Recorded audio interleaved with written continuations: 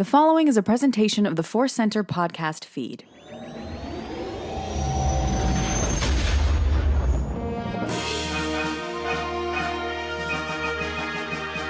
From the center of the galaxy, this is the ForceCenter podcast feed. This episode is one of our deep dives, and this episode we're going to be deep diving into a very important scene from Return of the Jedi, one that we've loved since we were young children, and one that we continue to love as we are not. I am Joseph Scrimshaw. I am Ken Napzok, young at heart, not in the lower back. I am excited for this one. You're so right. I'm going to apologize up top. I have just loved this scene since I was 7 years old. A young little Kenny just was drawn in by a scene that I didn't yet fully even understand, and I'm happy to be talking about it today. Yeah, it is. It's a scene that can be enjoyed from youth or with two people with sore backs talking about it for a long time, which is what we're gonna do. But first, we want to tell you that today's podcast is brought to you by Audible. Get a free audiobook download and 30-day free trial at audibletrial.com/ForceCenter. Over 180,000 titles to choose from for your iPhone, Android, Kindle, or MP3 player. This week, we're recommending The Rise of Skywalker novelization. A bunch of great insights in that novel. To download your free audiobook today, go to audibletrial.com/ForceCenter. Again, that's audibletrial.com/ForceCenter for your free audio book. All right, we're going to dig in. We've been having a lot of fun these last several months. We try to do one about every month. Sometimes we miss a month, but really dive into a scene. We've been calling them scene by scene. We have discussed, the list is getting long, Ken. Rey's Cave of Mirrors, Dooku's Cell of Half-Truths, Palpatine's Box of Lies, Obi-Wan's Hut of Exposition, Palpatine's Lab of Horrors, and now, from Return of the Jedi, we are tackling Luke and Vader's Walkway of Doubt. All the way from an establishing exterior shot to a pensive Vader staring out at the forest, it's about 3.5 minutes of just frank conversation and dashed hopes between father and son. It is a hell of a scene. It is the Star Wars equivalent of Cats in the Cradle by Harry Ching. It really is. I was watching it with fresh eyes. I've watched it through many eyes, but I'm watching it with fresh eyes, and just how much it is almost like this is a stumbling attempt at father-son talking through their feelings counseling. Yeah. With some success. We'll find out as we dig in. You talked about liking it from your youth. So you've always enjoyed this scene. I want to talk through how it's changed, because this is a scene that, has absolute just kind of, I think, emotional power. You don't have to sit and analyze every line and connect it to lots of, Star Wars themes like we're going to do, but you don't have to, right? You can just feel its power intuitively, even when you're young. But then it's got lines that are like, are we going to see that in the prequels? But then the prequels come out and it's like, does it line up? And now we're talking about the scene partially because now it's got some prospects for future Star Wars storytelling with the Obi-Wan television show. So how much has it changed for you over the years?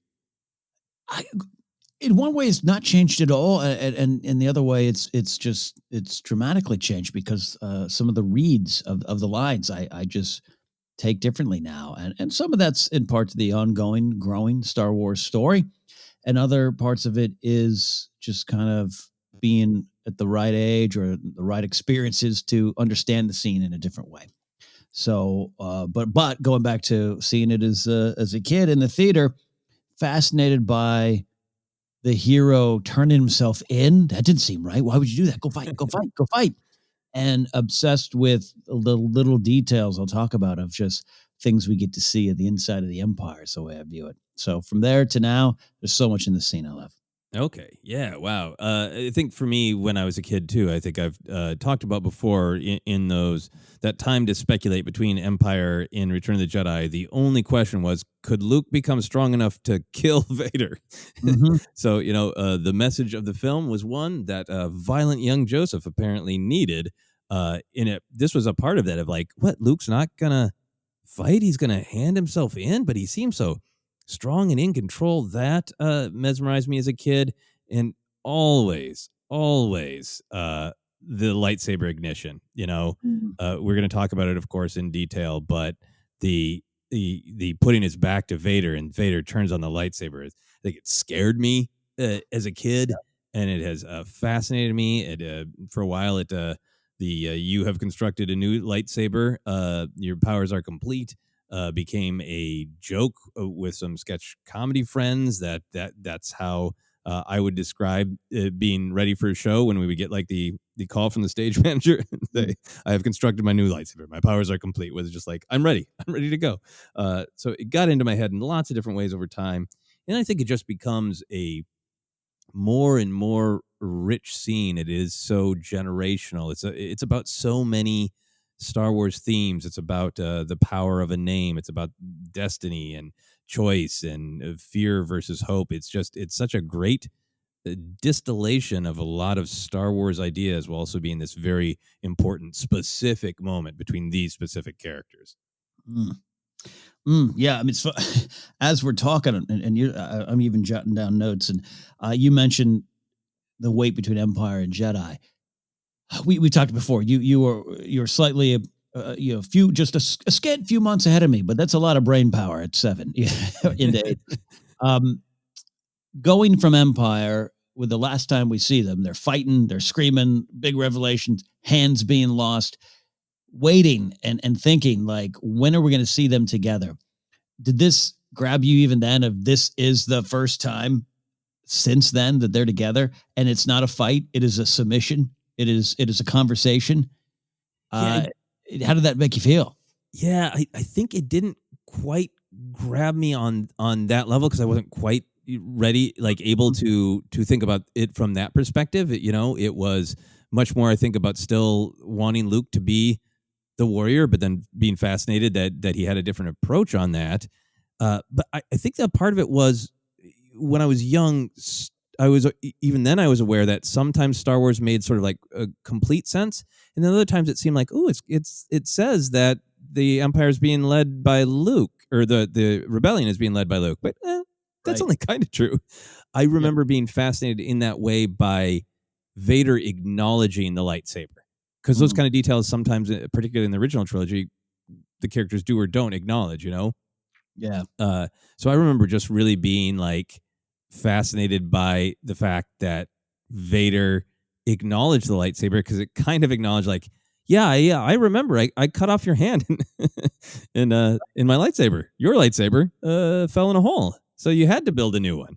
To have that kind of acknowledged was this level of the same thing that I was fascinated with in the real world. If Luke's got a new lightsaber, to have Vader sort of acknowledge that was really fascinating.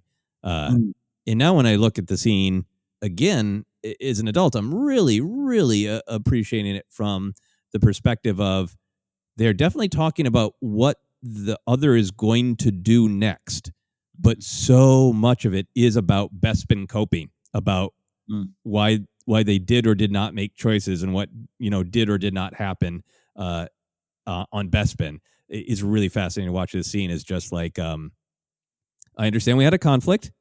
We're a family. Let's talk through it. Father to son, how did you feel about the fight where I cut off your hand? There's a lot of that undercurrent in here. Yeah, Bespin coping. That's a great joke and a great reference, but a very powerful thesis statement for this conversation.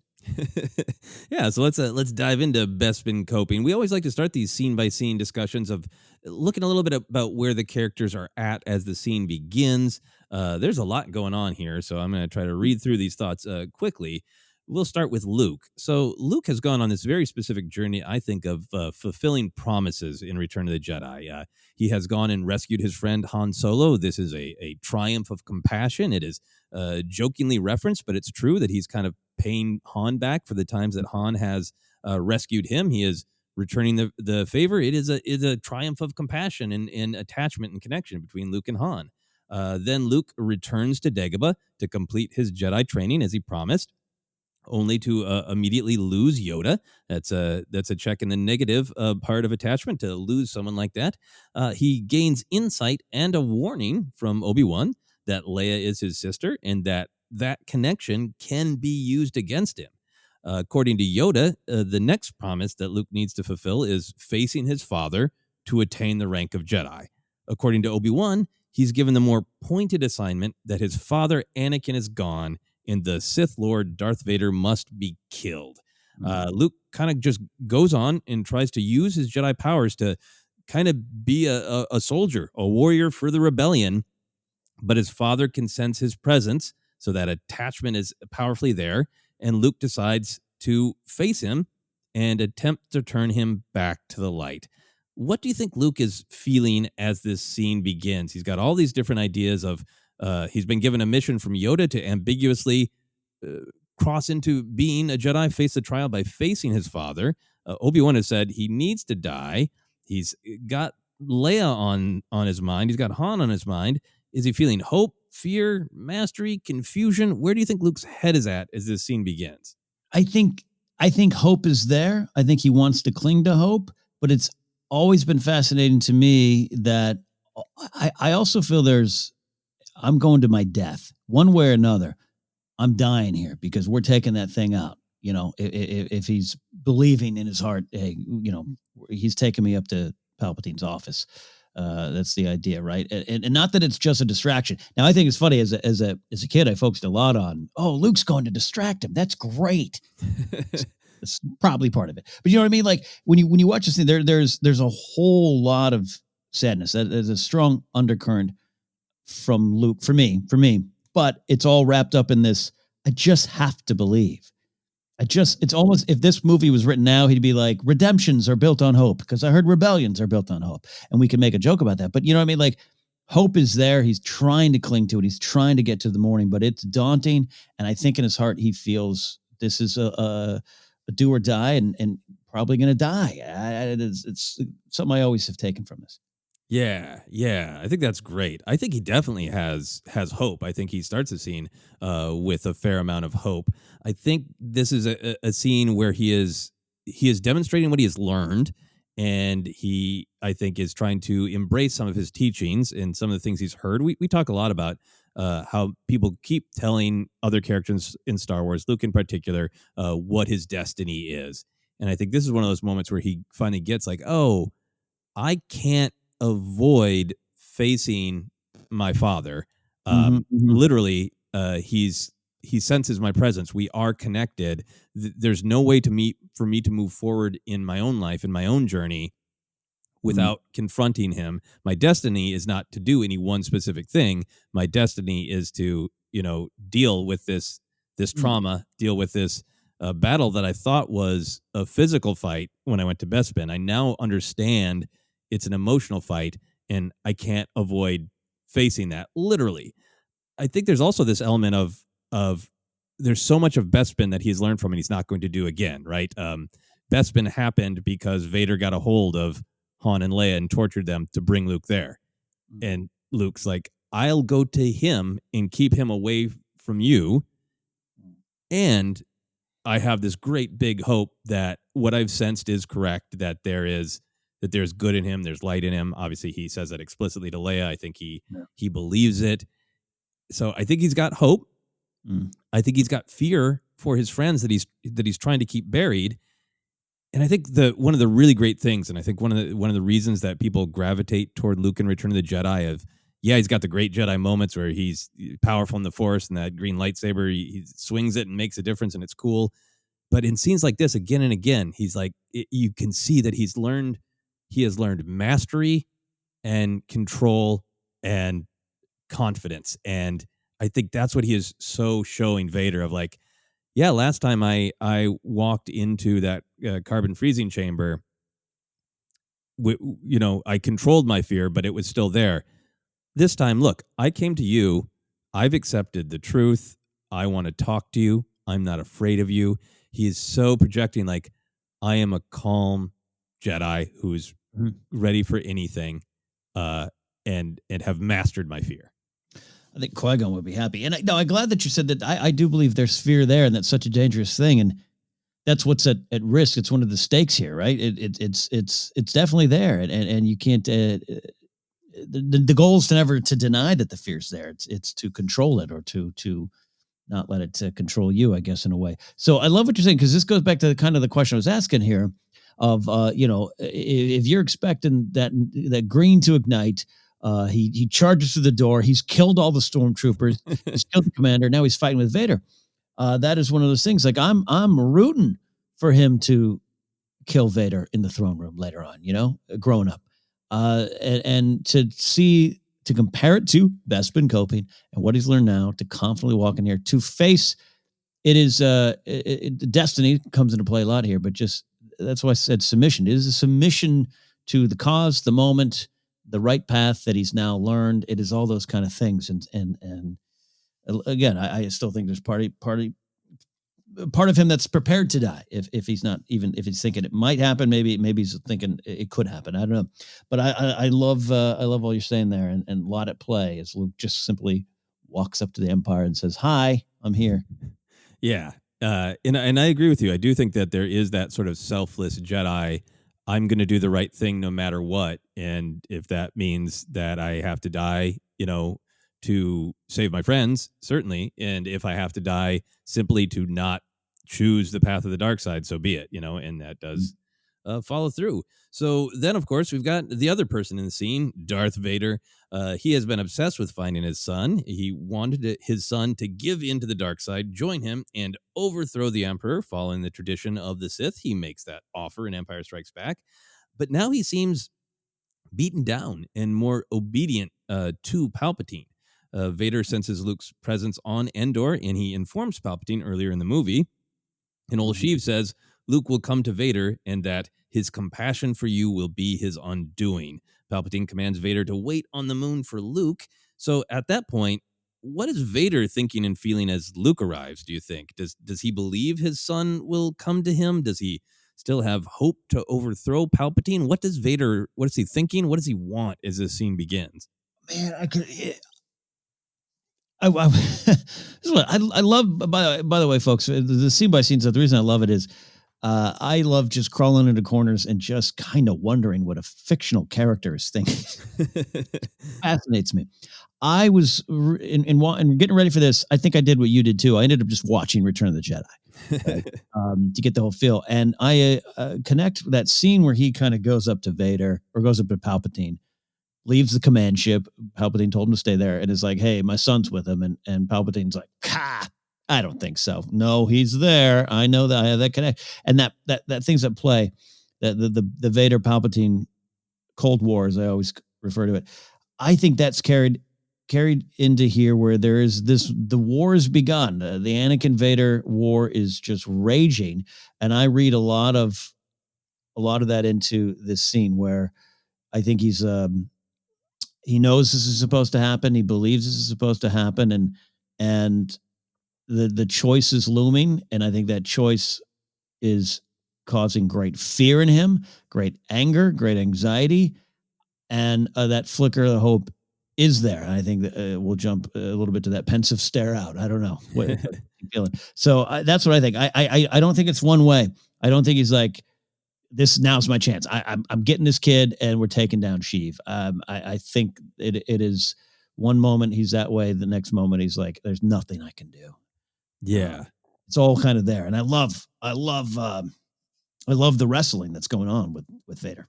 Yeah. It was so explicit in Empire Strikes Back of, he has foreseen that you can destroy him. Join me. We'll take him down. We'll rule the galaxy together. It's Vader's, his perspective is a little bit more crisp and clear and traditionally Sith.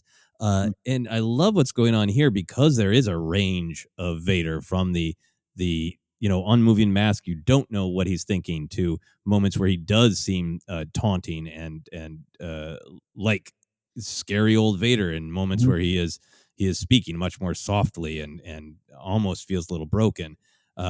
So I know that there's the Vader comic by Greg Pak. I've read the first 5 issues. I know that seems to really kind of be, I think, dealing with some of these issues of what exactly did happen with Vader processing his encounter with Luke and his relationship with Palpatine. So I know we're kind of playing around with that in canon, and that's out there. But I think we're also just having fun with looking at what's on the screen and wondering about that from our own perspective, trying to get inside the helmet of Vader. But I think for me, and the way I've always felt it, is that he's just a little bit more locked in his dark side path, that there's a little bit more fight in him in Empire Strikes Back, where he's like, yeah, no, let's get rid of Palpatine. And here something has changed that, yeah, that war with Anakin is maybe on a little bit, and maybe he's willing to be honest about that, but he's also pushing that away. We get that just in the actual things he says. But I think maybe the thing that feels different is he's maybe gotten to that point where he is willing to admit to himself that he made a choice to give himself to the dark side, and maybe for the first time ever he's allowing himself to regret that choice a little bit, but he's not at the place yet where he feels like he can make a choice to step away from it. Yeah, applause. Well said. I love that idea of one of the first times, because I think he's scheming a little bit early on with Palpatine, right? Even though they're fascinated. They're just the worst, mentor-mentee relationship, boss and employee. They're just always jabbing each other. The Sith, man. And I think, yeah, you're right. I like this. This is such a quiet, reflective scene. That the idea that he's just kind of like, yeah, that might have been wrong. Yeah. It's almost like, any kind of problem you have in real life where you have that point where you're not able to even admit that you got anything bad going on with yourself. And then you get to that point where maybe you can like, yeah, no, I know, but I'm committed now. I don't see how I can do anything else, and the dark side is this big romantic version of that. And I think he's trapped in that moment where he's accepted that, yeah, maybe this isn't great, but I can't do anything about it. That's the nature of the thing that I committed to. I can't leave it. That's what it is, Yeah. So they've both got a lot going on in their heads, we believe. So let's go to the actual beginning of the scene.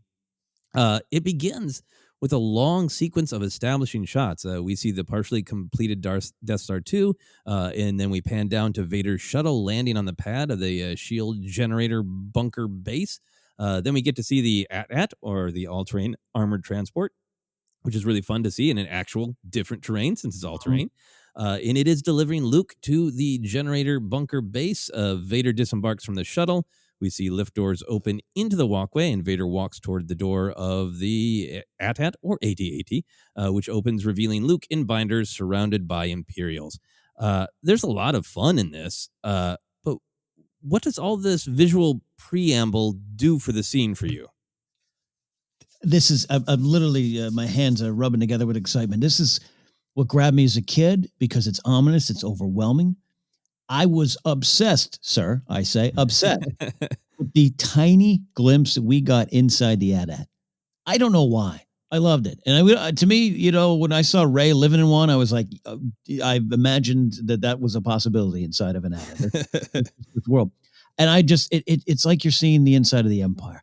And Luke is really going to, and it's so big and it's overwhelming. And he's leaving his friends who are up against this. It's a small band with this village of Ewoks, which, by the way, I love. Her. Not too far before this scene, we get the big, the Ewoks are going to help, and there's a Luke steps out after he's kind of like, okay, my friends got the help from these creatures that they need. I think I can go do what I need to do.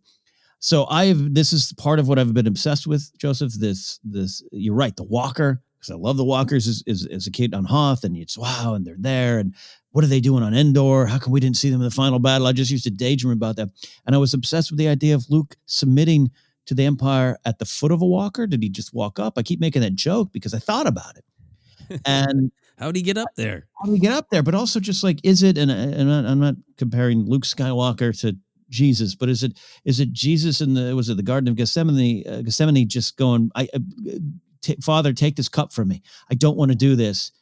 This what I feel might be a sacrifice, or what I hope is for a good cause. Like, I got to imagine if he's like, I could just ignite my blade and I could cut down these Imperial troops right now, get in that Walker and go destroy Like, I could do it all if I wanted to. Right? I just did I did the same job as Hutt to the katana. I could do it here. I would love to see that moment in some other storytelling of Luke swallowing hard and going, this is the path. I've learned this. This isn't Bespin, but I'm better now. Maybe I could strike it all down, but I'm going to submit myself to the Empire here, and it's all big and it's all giant. I've loved that little clip. We could do 40 minutes here of the walk going up. Yeah, I think you're saying some great stuff about Luke's what's going through Luke's head, and I agree with you. I think it is so much about the different lessons he's learned about compassion, about the strength he's got from his connection to Han and Leia, and seeing the Ewoks saying like, okay, they have help, they have support, they have connection, and I need to follow through on my belief in that. I know Obi-Wan believes that my father is gone and he must be killed. Is Obi-Wan right, or am I right?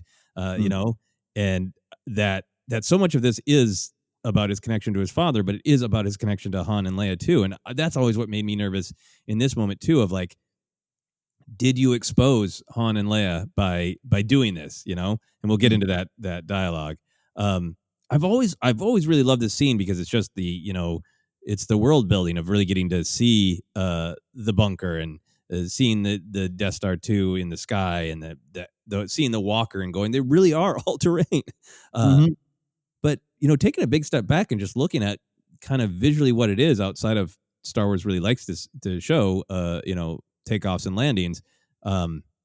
It's this great picture of these two humans, these flowing organic, Vader not as organic literally, but these flowing organic souls, a father and a son, who have to have this sort of titanic conflict about what they're going to choose. Are they going to choose fear or hope? Are they going to choose light or dark? But we literally get to see them trapped in the machinery of the Empire to bring these two people together for this emotional conversation. The way we get there is it's just like a visual reminder that they are trapped in the machinery of this war and the machinery of the Empire. They can't just have a father and son conversation because they're trapped in this war. Yeah, and they both have not just playing a bigger part, but there's real stakes, especially for Luke, I would say. Vader too. It's his empire that he's got maybe to lose here. So yeah, I love that. Yeah, and you're right. Just the fun imagination of what else is behind what door, and is there a bathroom in the AT-AT? All that stuff. Is this scene really fires off. So the dialogue begins. Lieutenant Igar, who was named relatively recently, Lieutenant Igar reports to Vader saying, this is the rebel that surrendered to us, although he denies it. I believe there may be more of them, and I request permission to conduct a further search of the area. He was armed only with this, and he hands over Luke's lightsaber. To you, what is the power of he was armed only with this to you? It, number one, might show how little regard maybe just this particular Imperial has for a lightsaber, number one, right? It's interesting to me because I think this is one you look back now and have fun adding to it. He is armed only with this, which we know means a lot, but also to Vader, he can't just fall for that because Luke is, bear with me here, folks, Luke is armed with the power of love. And that's more terrifying to Vader than any weapon. So it's a highlight to me. There's a lot of ways you can take this, and I think this is not something I took at 7 or 8, but just Vader's not going to underestimate Luke in this moment like they have. Yeah, it is one of those things that draws that contrast between the Empire and the conversation that's actually happening between Luke and Vader of like, he had this stick. Yeah. No blaster, no thermal detonators. He had this magic stick, and like it seems so. There's something in the delivery. It seems so meaningless to Lieutenant Igar, and of course means so much to Vader. And I think in terms of the film storytelling, the lightsaber becomes this powerful symbol of, in a lot of different ways, right? In the beginning, it is when he triumphantly catches it off the skiff. It is the sword of the knight. It is standing between his friends and on rightful death, and he's the knight swinging the sword. But then it shifts into being this symbol of choosing a more violent path, and it in this moment, starts to put weight on the object is holding that meaning for this movie. I also just really like it because it has a simple play with Empire Strikes Back of, in the cave, he's got his belt full of weapons. He's going to bring them all in. It's not just the lightsaber, it's the blaster, it's the whole belt full of tools. And then, one of my favorite shots in Empire is he gets into the carbon freezing chamber and he looks at his blaster and thinks, this is useless now, and puts it away. And I think that the blaster's gone. He has, unlearned what he had learned, his old ways. He is so much more a pure Jedi. He's just a lightsaber, and that's all he needs. Yeah, and I love what you do in connecting it to Palpatine going, "You want this, don't you?" And this the symbol of what that means, good and bad. That's pretty powerful. And I like to hear me out. It connects a little bit to just that, like you did touch on it, but like the indifference of the Empire to something like this. And it's a side note, but like Solo getting his name, and you and I love that scene for a lot of reasons, but one of it is just like, I don't care, whatever, ragamuffin, get in here. And it means everything to Han in that moment. I always say Alden just flashes the entire future of Han in that moment. He just goes, yes, this is light speed. Here's my life with this name now, what it means to me.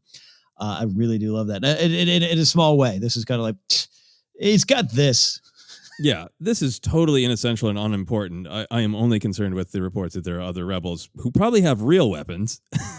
Yes. Unlike whatever this guy has. Yeah, I would love to see Lieutenant Igar and Drod Munbrin hanging out and sniffing and being just dismissive of other people. That'd be great.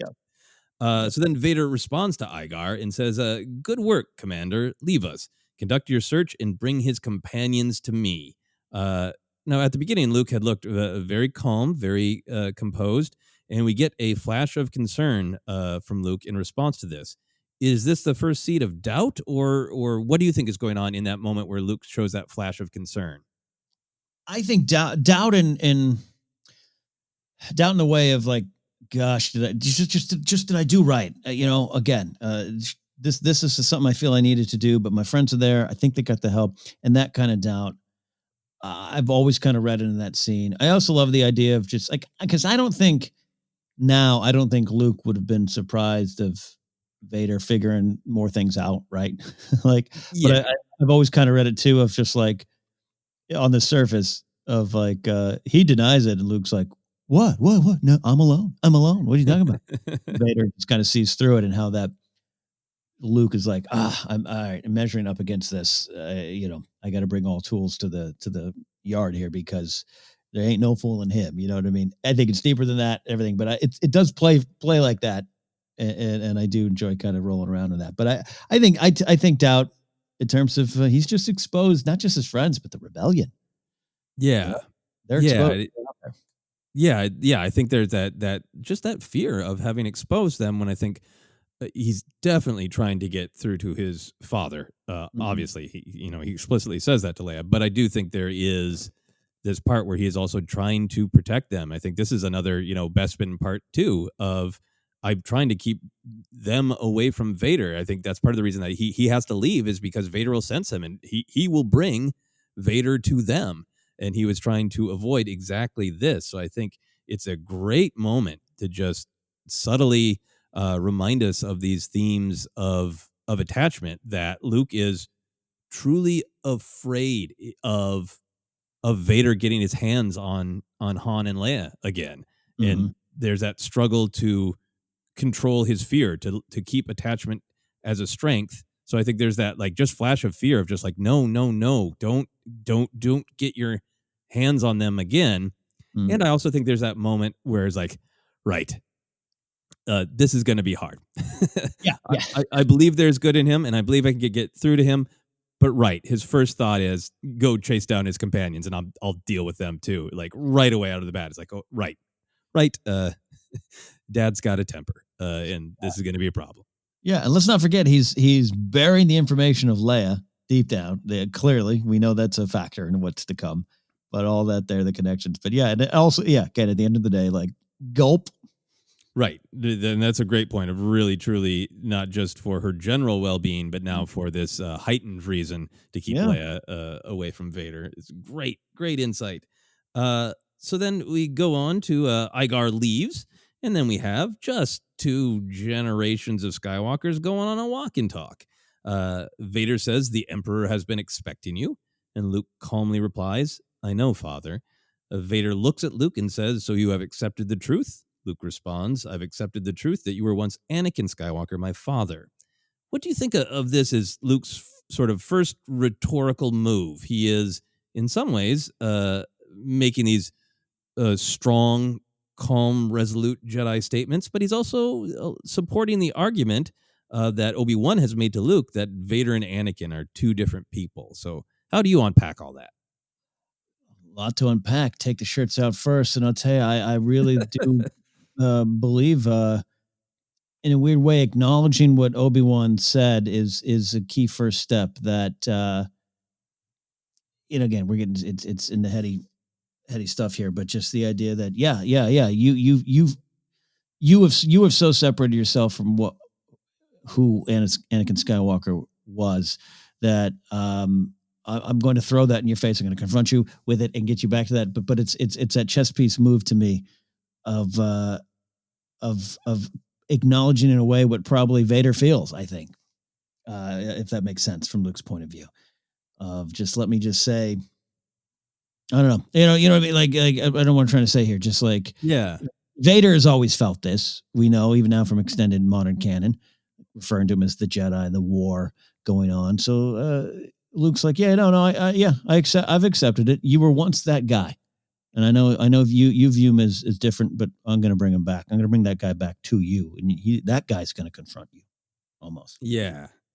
No, I think it's really great. I think this is a moment that continues the or kind of begins the Bespin dialogue of when last these two characters spoke, at least on screen. I'm not all caught up on comic books. When last they spoke, Luke was saying, no, that's impossible. There's the Force cuts back and forth where he says, Father at one point, but that real cool, I know, Father. Like, I'm not screaming, no, that's impossible. So I think there's that moment where almost Vader feels like, okay, you've accepted this truth. And I think Luke is kind of responding like in a very Obi-Wan way of, I've accepted the truth from a very specific point of view, that what Obi-Wan told me, that, my father was a good man and fell to the corruption of Vader. I feel I have accepted that is true, and that you could be that guy again. Yeah.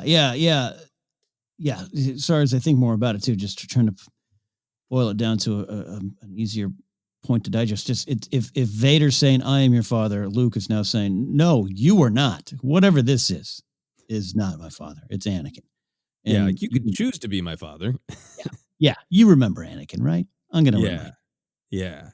I think it is also just there's something about it that is again kind of quintessentially Jedi of, I have accepted this truth, but I'm really broadcasting to you. I haven't accepted it the way you think. You think if I admit that you're my father, that means I will join you and we will rule the galaxy together. And I've accepted that you're my father from this point of view, and I'm reminding you out of the gate, I am not here to join you.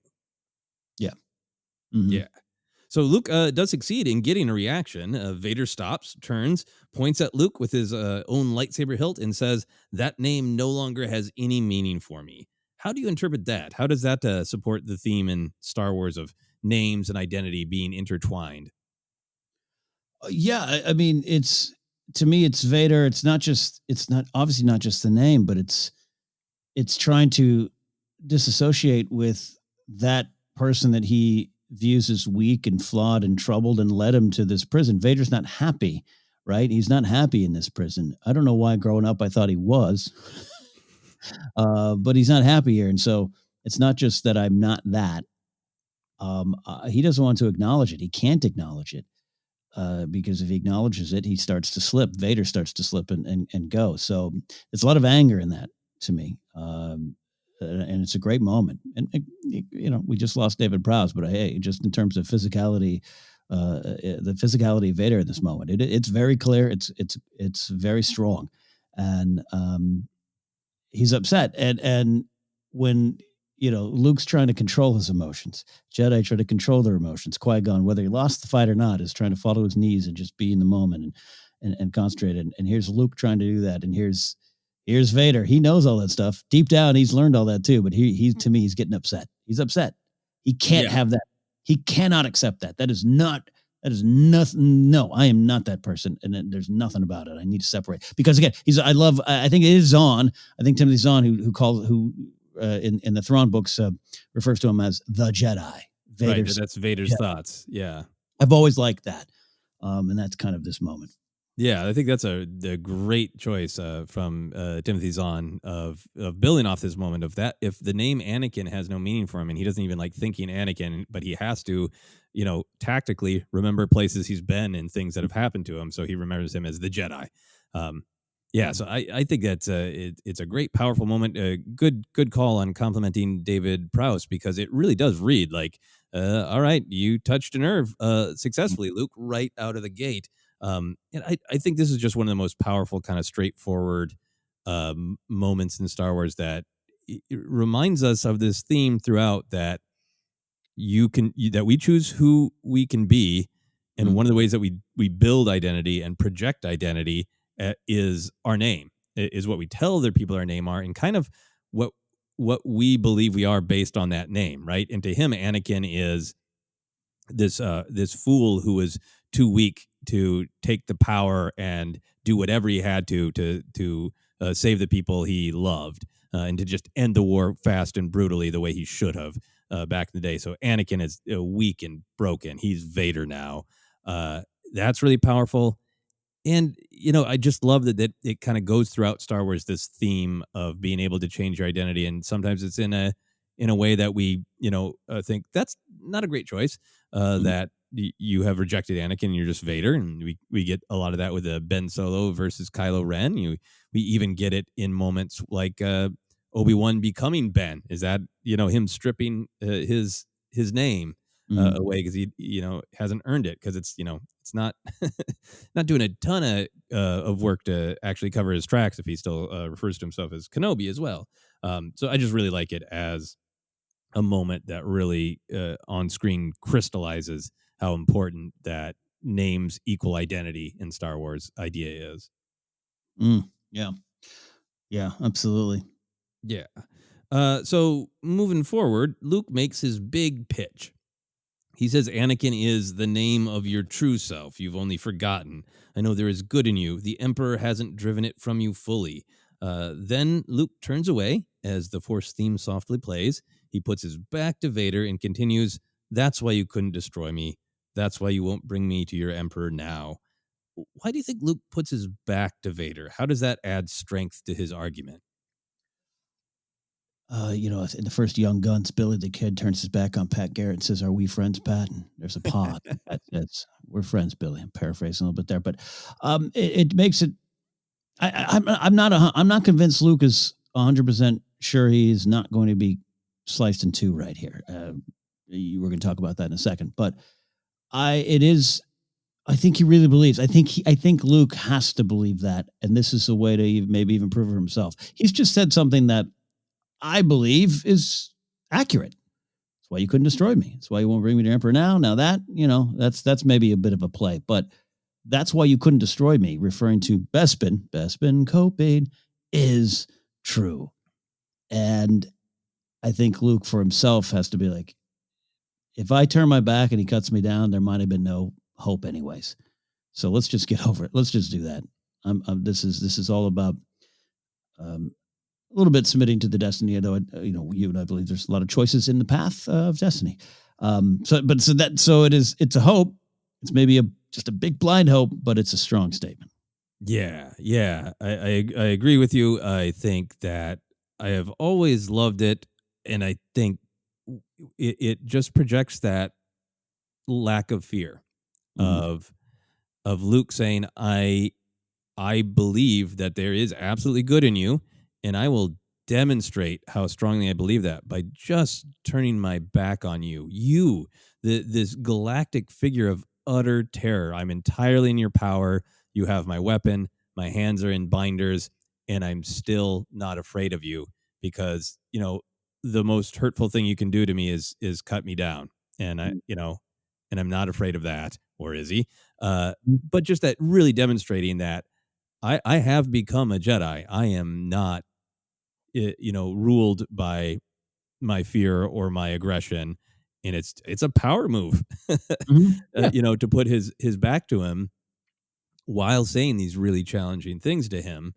And I always like interpreting it as, Luke wants to prove that he is right, that there is still good in his father, and that what he sensed is true. That Obi-Wan is wrong, and that what he told Leia was right. There's so much writing on this for Luke, and I think this scene is fascinating because, as we learn, watching the movie, he's right. There is still good in Vader, but he's overplaying his hand, and I think he truly believes it. Like, I don't think it's tactical. I really do think he comes in there hoping this is going to work.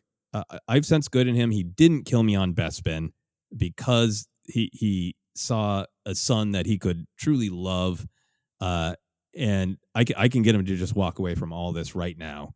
And the idea that you won't bring me to your emperor is overshooting. But that I choose that. I see it as Luke truly believes it. That Luke is so firm at first in his conviction that there is good in Vader that he thinks that this will be it. They'll walk away. And why not take that swing? Come on. They've got a stew and a barbecue going up at Bright Tree Village. Let's stop and take the AT-AT. We'll throw those guys out and let's go on back. Let's win today. Why not ask? Yeah. Any other thoughts on this exchange before we move on to the big moment? No, it is an emotional power move. I love that. Yeah. So then we get the lightsaber moment, one of my favorite lightsaber moments in all of Star Wars. Yeah. Vader ignites Luke's new green blade.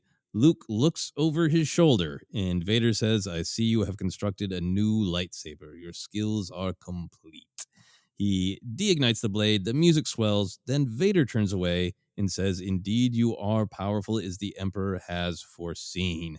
So we're gonna talk about this beat from a couple different perspectives, because there's a lot of fun Star Wars stuff going on. What do you think Vader is communicating to Luke by igniting the blade? Why do you think he does that? And does it work? Ooh, there's a lot there.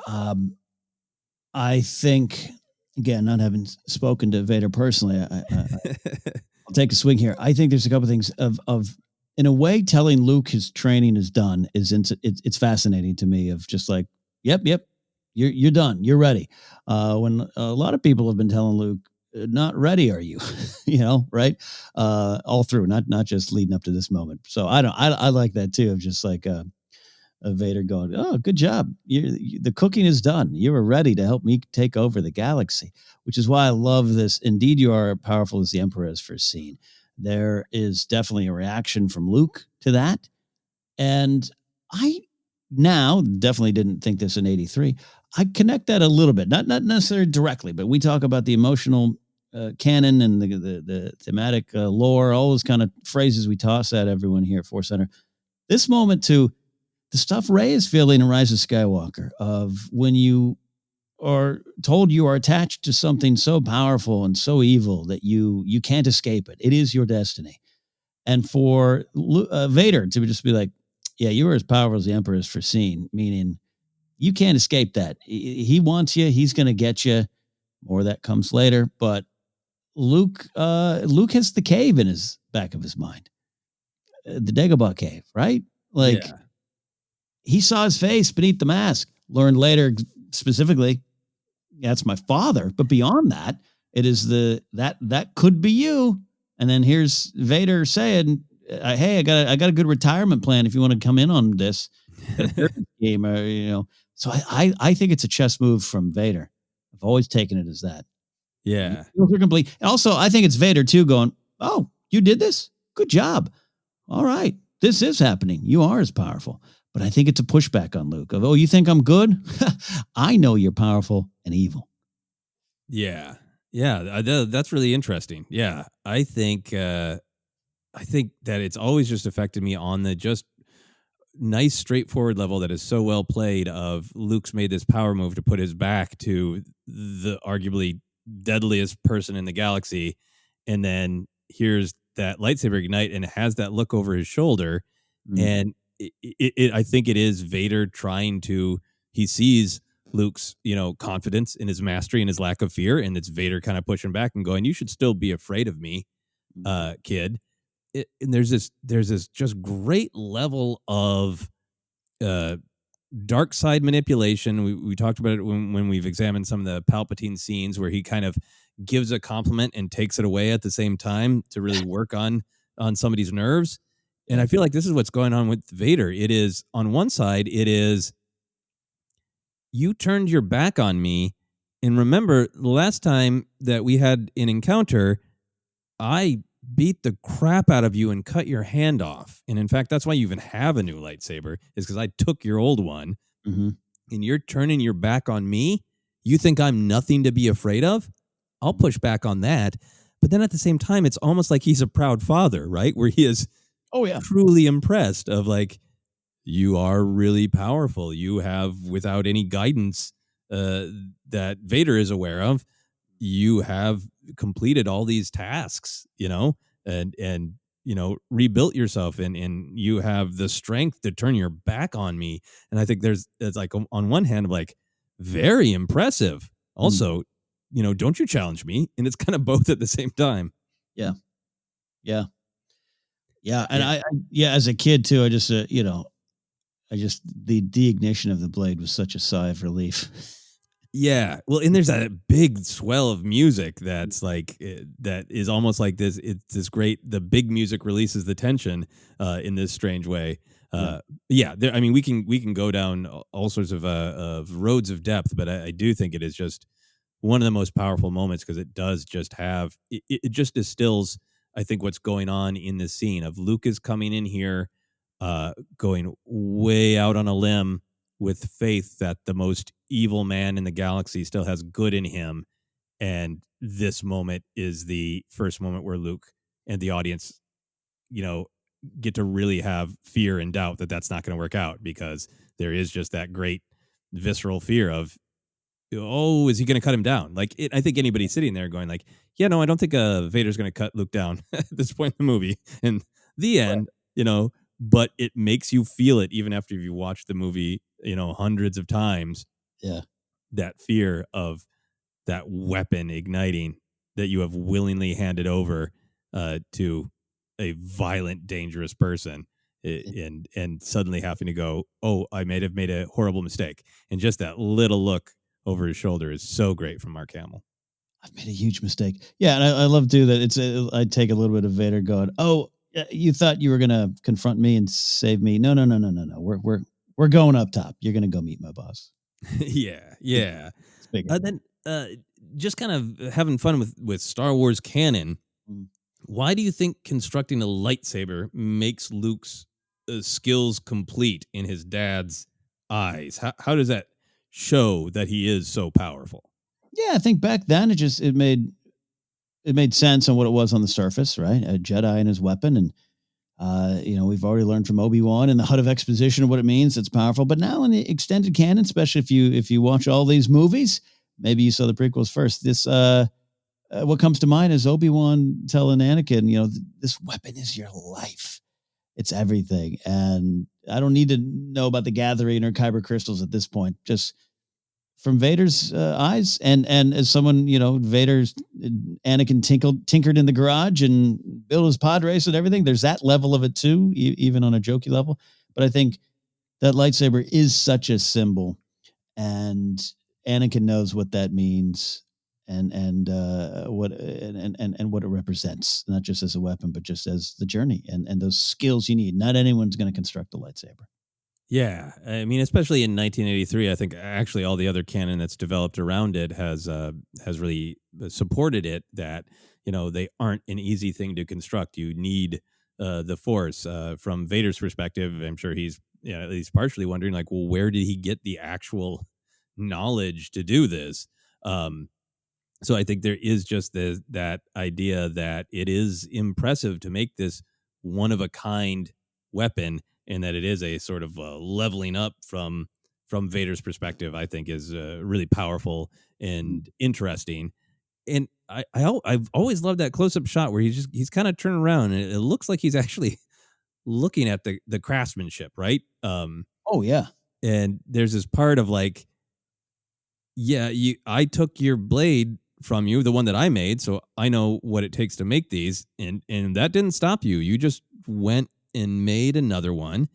And when he's looking at that craftsmanship, this is, not, I think, a super big thought of the creators when they made it, but this is one of those kind of moments where the movies exist and they're text and they can be read, and not everything is about creator's intent.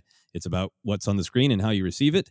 And for me, from that point of view, I just wonder how horrible Vader is feeling knowing he took his old lightsaber away from Luke by cutting off his hand. Then Luke goes to build a new one, and he basically built Obi-Wan's lightsaber. Yeah.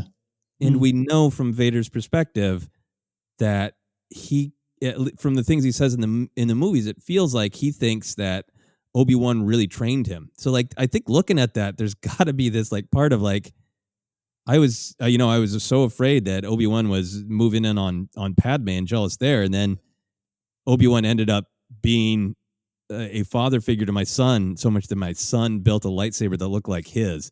Like, that's got to be some bad emotions for Vader. Yeah, there's some history there, right? Yeah. There's like a show's worth of history. Yeah, there's definitely some Obi-Wan angst going on right there. That is a big moment as the blade gets turned off. So we're going to take a quick pause, and then we'll be back to discuss the second half of the Walkway of Doubt.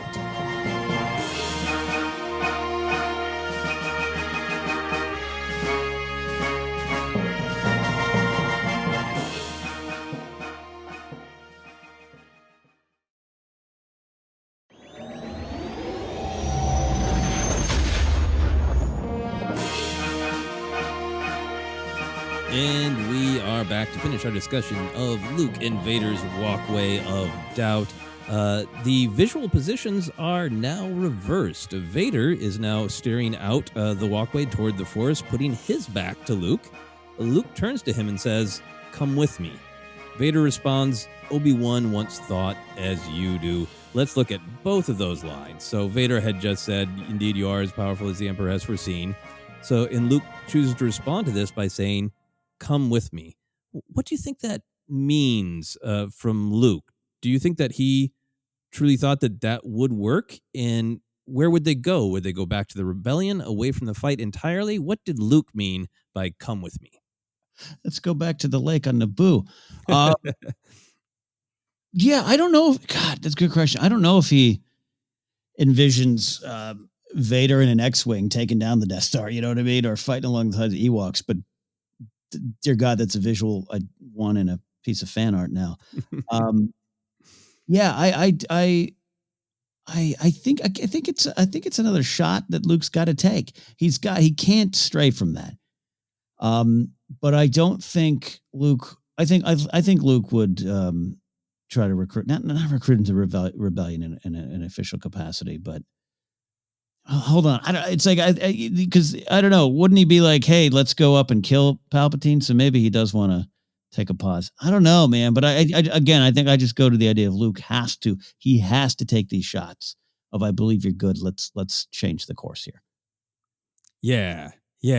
I think there's a real power to it because of the Star Wars poetry, and I'm not saying that to poke fun at the poetry thing. I think. I understand why people poke fun at that George Lucas quote, but I think there's real power to it. It is calling back to Vader saying, "Come with me." And Vader's idea of Luke coming with him is, we will, kill the Emperor and we'll rule the galaxy. Obviously, it has a power to Padme saying that to young Vader, saying, let's just walk away from all of this. I think Luke really believes it. I think Luke really hoped that that the good in him would mean that he won't bring him to the Emperor and that he will just walk away now, because I think Luke thinks he's not willing. if Vader is not willing to take that step to kill him, then Vader's out of options. So that Vader will realize this and come around. And maybe, I think that's what Luke hopes, maybe not believes. I think he believes there's good in him. And I think he hopes that he can just put a stop to all of this right now. And I really interpret the come with me is that Luke has kind of accepted this is not a physical battle. I am not a warrior. My point in facing my father is to have an emotional confrontation.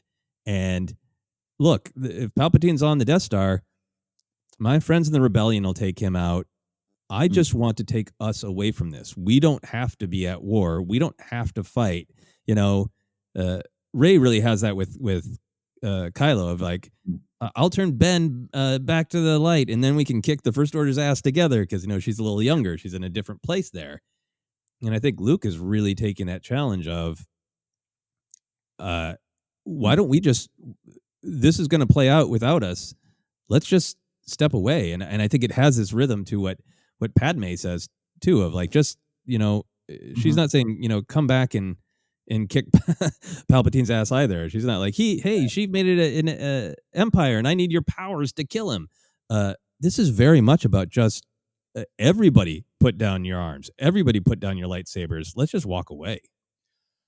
Okay, yeah, I like that. Thinking about it, this idea too of maybe Luke saying we are two big pieces on this board that can maybe do bad things, and we need to take ourselves off. Let's get out of here. Again, the idea of Luke just simply turning his back on the rebellion and his friends. I don't necessarily think even he wants to do that, but that maybe this is part of it that he has to. I can follow that train of thought there. Yeah, because I think this is much more about his. I love that line. We talked about under-examined lines, but Leia says that too. Of like, if he can feel you, just leave this place. Right, I wish I could go with you. And Luke says, no, you don't. You've always been strong. Right. And I think there is this acceptance that like Leia and Han, they're on a different path. They need to do this. They are doing this. If they're in danger, I'll drop everything and protect them. Just like I did with Jabba. I will drop everything. I will warn people. But then if you're coming for my friends or innocents, I will swing the blade and I will save you for sure. But that's not what this moment is with Vader. It is, we don't need to do this. We don't need to be a part of this. We can just put our lightsabers down and walk away. And I think he's introduced. It's almost like if come with me from Vader's perspective in Empire is come with me, let's kill the Emperor and take everything over. Luke is offering the opposite of like, come with me and let's just sit down and talk and put the lightsabers down. It's not about killing anybody. It's just about walking away. Yeah. And maybe a little thought of, the Emperor needs you for this victory. So let's and he might need me. Let's again pieces off the board. I like it, and I love you. I love you bringing in what he said to Leia, what Leia said to him. She's kind of that makes sense, and it's her story. The rebellion is her story, as George always said. So yeah, there's a lot to pull from 3 words, and just my opinion. Nobody has to agree, of course. That's my interpretation. And then we get to what is, I think, a really big line for this scene, just for the scene itself, but also right now for us, all of us Star Wars canon hounds wondering about the Obi-Wan Kenobi show. Vader is facing away and quietly says, Obi-Wan once thought as you do. So you talked about loving this scene as a kid. How has this line evolved for you from seeing it before the prequels, then after the prequels, and now heading into this, confirmed rematch between Vader and Obi-Wan? How has it changed over time? It's just gotten more and more and more important, but it's always had the weight of what once was and whatever happened to Vader, this creature in a mask that, I grew up with. A lot of us did. And a lot of us wondering whether or not you read the novel or not about some molten lava confrontation and all those kind of things. It's there. Whatever he's referring to, and you can now insert, insert the trailer for Obi-Wan Kenobi the series.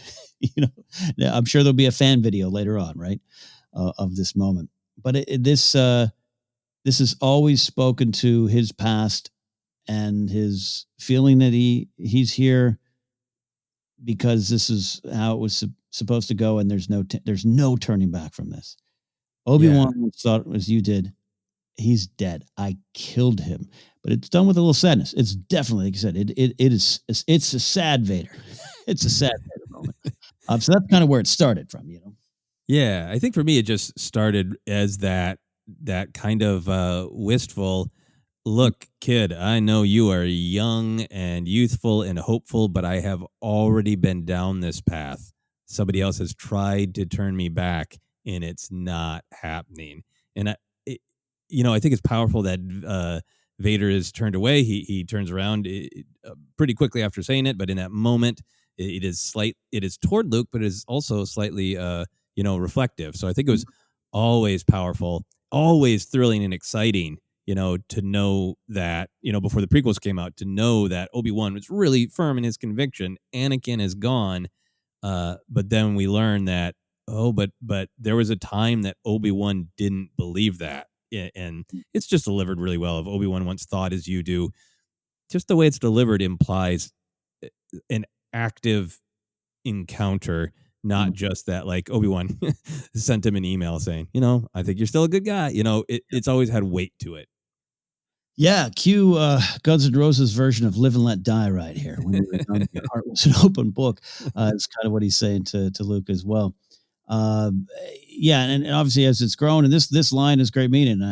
We don't know for a fact. We do not know for a fact the details, the plots, the conversations that are going to be held in that Kenobi series. But now that we know we have this rematch, as you said, as Kathleen Kennedy said, the rematch of the century, I absolutely know it ties to this. It just makes so much sense. And it doesn't mean that I did not grow up ever thinking, seeing Jedi and then seeing New Hope and getting the whole picture. And as I got a little older, I never had great pause when he says Obi-Wan once thought as you do, of going, well, wait a minute. Did he actually say that in A New Hope? I don't think so. And then the prequels come out. I never worried too much about the connection. I just envisioned more. I was obsessed with the possibility of more. Yeah. I think it's the exact same thing. I didn't think it was referencing, anything that we had seen. It was referencing something, akin to Leia remembering her mom, and Luke saying, I have no memory of my mother, and getting that, like, there was a really interesting story that happened there. Yeah. When you saw the prequels, and our journey with the prequels is well documented, that, like many people of our generation, we struggled with parts of them when they first came out and came around to really loving them. How did you feel about this line? Did you feel after Revenge of the Sith that Obi-Wan had done anything to earn this line in the prequels? Overall, yes. Overall, I'll say yes. Again, not to get so, into this word means this or like that. And there's been some folks in our Discords that have pointed out that, in New Hope, when I last left you, I was, but the learner, now I'm the master. It could definitely tie to their final moments as friends in Revenge of the Sith before they go both off on their separate missions. And I think that's a really good insight. Yeah, I think I'm there for that. I do think that you could say in New Hope, Vader was perhaps referring to that. But in watching Revenge of the Sith, I didn't come out of the theater and go, well, they didn't pay off that Return of the Jedi line, tell you that much. Because the spirit of it is there. And whether or not George in his notepads of his imaginations was like, no, there is one more confrontation. I just didn't get a chance to tell that story. Whether or not he thought that or not, I think the Mustafar sequence does a good enough job to capture the spirit of this. Yeah, I think that, for the spirit of Kenobi, what I thought was Yoda accepts it so fast. Yoda, in fact, figures it out, and Obi-Wan needs to see it, and then still is wrestling with it so much. And he's definitely, upset as he comes off the Naboo ship. But he's trying to get through to Anakin very, very briefly. He's not trying in the same way Luke is, right? And he gets to that point of, if you're going to deal in absolutes, then that's who you are. This is the path you've chosen, and I will, do my responsibility to stop you from hurting other people, even though I don't want to. So Obi-Wan is heated, I think, and obviously in his own emotions as well. But he is hoping that this is not who Anakin has become. So I kind of felt like, yeah, no, there's so much in Revenge of the Sith that, yeah, Luke has played with it a little bit. Now we kind of have the in canon. A lot of us had head canon. Now it's been, floated other places that, yeah, Luke has a force memory, a vision of her mother, and that's what she was referring to in Return of the Jedi. Little things that didn't match up. So I always felt like, oh, okay, well, maybe that's Obi-Wan once thought as you do, was Vader reflecting on those brief moments on Mustafar where he was hoping to get through to him. Mm-hmm.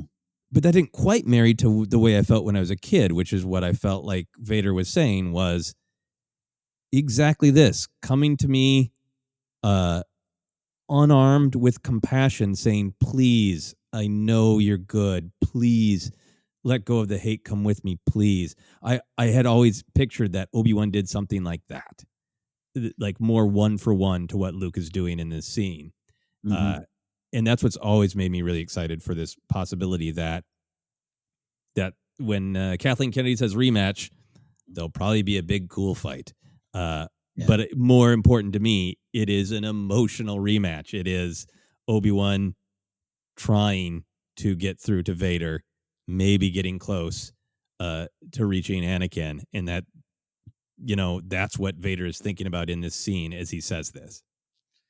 Yeah, the moments in which Vader is shown compassion, we don't have a lot of them by other people. I mean Vader, not Anakin. The Ahsoka moment in Rebels. I mean, it messes with him to me. I always it gets him, and I think you're so right to this part of the conversation needs to be paired with "Come with me," and all the things you're saying. I made the joke earlier about I'm armed with the power of love. Well, this is Luke in that moment, and so yes, for Obi-Wan to go give it one more college try, not screaming at him on a fiery beach, but hey, buddy, are you in there? I feel you're in there. Let's put this down, man. Don't be part of this anymore. That I absolutely believe that's what's in Vader's mind. Remembering. Yeah.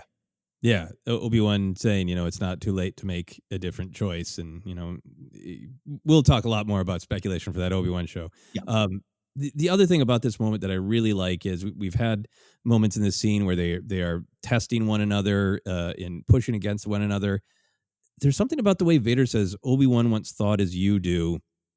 That sounds introspective. I think it's, partially because he's facing away, and it's not an attack line on Luke. It's just information. It's just like, hey, your mentor, your father figure, the one who you built your lightsaber to look like theirs instead of mine, he tried this once too, and it didn't work. It's not going to work.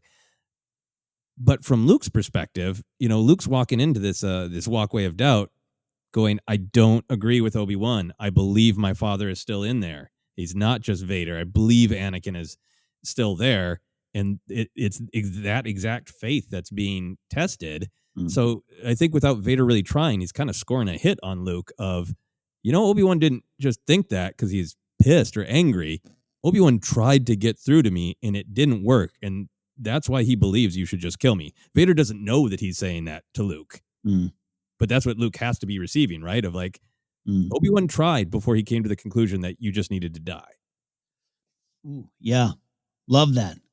Love that idea of this slow dashboard confessional moment for Vader is inadvertently telling Luke, I guess I got to kill him. That's powerful. I love that. I love that take. Yeah. Oh, that is such a great conversation about that one line, and I'm sure it's going to be the line that a lot of us discuss for the next several years as we wait for that Obi-Wan Kenobi show. But the scene continues, and so do we. Pretty quickly after this introspective moment, Vader turns back to Luke and says much more firmly and forcefully, "You don't know the power of the dark side. I must obey my master." This is one that fans have love to have fun headcanon discussions about what exactly that means. What does it mean to you? Why must he obey? And what power is holding him back from leaving with Luke? It's It so interesting growing up, focusing on you don't know the power of the dark side, because I see that, in my younger days as lightning bolts and domination and will you fall to the dark side, and even Yoda saying, is the dark side more powerful? No, just quicker, easier, more seductive, all those kind of things that dare I not saying are good. Dark side equals not good, but in the pamphlet of do you want to join the dark side, these are all reasons to do it. Power, unlimited power. I've always overlooked, or always did, the I must obey my master part. And how nowadays this line reads to me, I think, as it's intended now. Talk about things come to you when you need to hear them in Star Wars. This is such a sad line. It's tragic. This is the tragedy. He cannot escape. I must obey him. He's locked me in here. I can't do anything about it. And on the heels of what he just said, what you said, this quiet, Obi-Wan once thought as you did, flip around on it. You do not understand why I'm in here. You do not understand. And I can't leave it. I'm dead. You can't turn me because I'm so happy that I have this cape and red blade and power. You can't turn me because I'm dead already.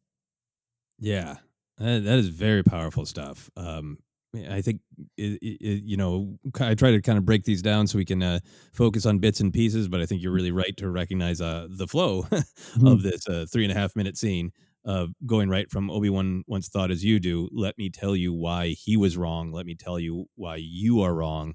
You don't know the power of the dark side. And I think that is just a simple way to say the belief in the dark side is that anger is the path to unlimited power, and and a part of the cycle of the dark side is you fear to lose that power. And I think a part of it is just as simple as saying, the Jedi are weak, and I can't give up my power.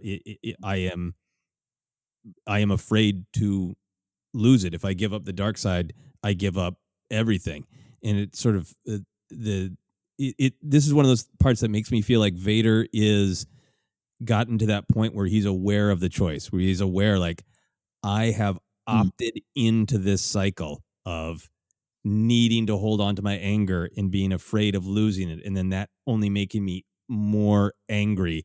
I recognize that I have stepped into this endless circle of pain, and I can't step out of it. And I must obey my master.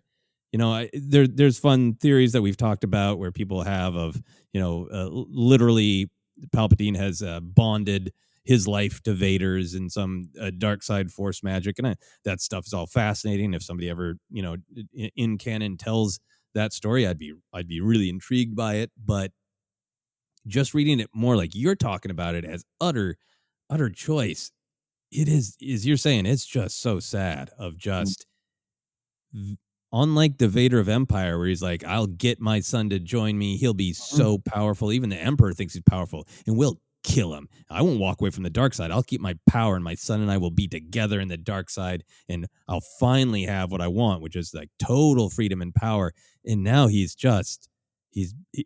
Palpatine has broken to him to the point where I think I must obey my master is just Vader believing that Palpatine truly can't be defeated. Yeah, I take this as a concession, a little bit of concession from Vader to Luke. It's almost as if he said, Obi-Wan once thought as you did, and you know what? There might be some good in me. In another world, maybe you both are right, but you don't know what you're up against. I've already lost. There's no hope. Yeah. There's no hope. It's a good one for Vader to just turn around and say, there is no hope. Luke counters by saying, I will not turn and you'll be forced to kill me. Vader responds, if that is your destiny. Vader always has a lot to say about Luke's destiny. How does this one read to you? One thought I have, there's probably obviously a lot to have. One thought I had is that Vader kind of needs to believe in this kind of destiny. If you die, you die. And, that's kind of what was supposed to happen then, Luke, because is it a comfort for Vader? There's no escaping that idea of destiny. You and I have to keep going back to this idea of there's a massive amount of choice still within destiny, but we are often sold in these fantasy stories or a lot of modern stories and ancient stories of you are destined to be this. Pick up the sword. You're the king. There's still a lot of choices to get there. And for Vader, someone whose own choices cost him, as he just admitted, for him to kind of write Luke off away and write him off in the sense of like, all right, I guess I'll have to kill my son, but there was no other way to look at it. That's destiny. If that's what's supposed to happen, that's what's supposed to happen. I can't escape that, just like I couldn't escape how I got here. Yeah, I think I totally agree with you. I think this is a moment of, as much as Vader is wrestling with the truth of his situation, I think this is a moment of absolving himself of responsibility, of very, very similar. This one really has great rhythm to me with Kylo's scene with Rey on the Death Star 2, where he's saying, the dark side is in our nature, that, what was I supposed to do? And you're the same, it's going to happen to you. We don't really have a choice. It's destiny. I think it's one of the, parts of the sickness of the dark side is to, claim you want such power, but then also let yourself off the hook of like, well, that's your choice, and I can't make a different choice. I can't make the choice to not kill you. If you make me make that choice, then you made that choice, not me. It's yeah, which is it's really great that this scene comes to just as very practical of like, they're talking about all these big ideas, but it's just, as simple as, I'm not going to turn and you're going to have to kill me. And Vader kind of saying like, yeah, I will. I won't take I'll blame you for it, but I will do that. Which is not great. Yeah. No, and I love you connected to Kylo. It's the ongoing lesson of Star Wars. The reason we have these myths, man. And it would be the villains going, what am I going to do? What can you do? There's a tidal wave of evil out there. I might as well just surf it all into the shore instead of fighting against it. That should be a recurrent theme in Star Wars. Yeah. So then Luke makes his final pitch, showing a lot of confidence. He is walking closer to Vader, closes the distance, and says, "Search your feelings, Father. You can't do this. I feel the conflict within you. Let go of your hate." Then Vader says, quite softly, "It is too late for me, son." Mm. Is this Vader's most honest moment? Why does he say this so gently? I 100% think 100% think this is Vader's most honest moment. We've already discussed a little bit of confessions have already been laid on the table. The way he says it, the softness, the use of the word son in a almost loving sense, if there's love to be found here between these two. Yeah. It kind of confirms some of the thoughts we've had here in my mind. Everything's, again, Vader's probably heard exactly these words, other than maybe Father. Search your feelings, Anakin. You can't do this. I feel the conflict within you. Let go of your hate. He's heard that. We heard versions of it. We heard all of those. Palpatine's the only one who's like, no, grab hold of it because that will save everything you love. And here it is again. And I go again to the Rebels moment. Ahsoka sees the eye of Anakin, hears his voice for a second, is kind of getting to him. There's a beat where he's like, oh, yeah, God, I did this to myself. And it's too late. It's too late. So it ties to that to me as well. Sad. Yeah. I think it is the son is really affecting, right? Mhm. Because it's a big moment that when Luke in the beginning of the scene says father, right? And that's a kind of a moment of confidence from Luke of like, I'm not afraid of the truth, like I was before, like that you are my father, that Anakin, that the best part of you is my father.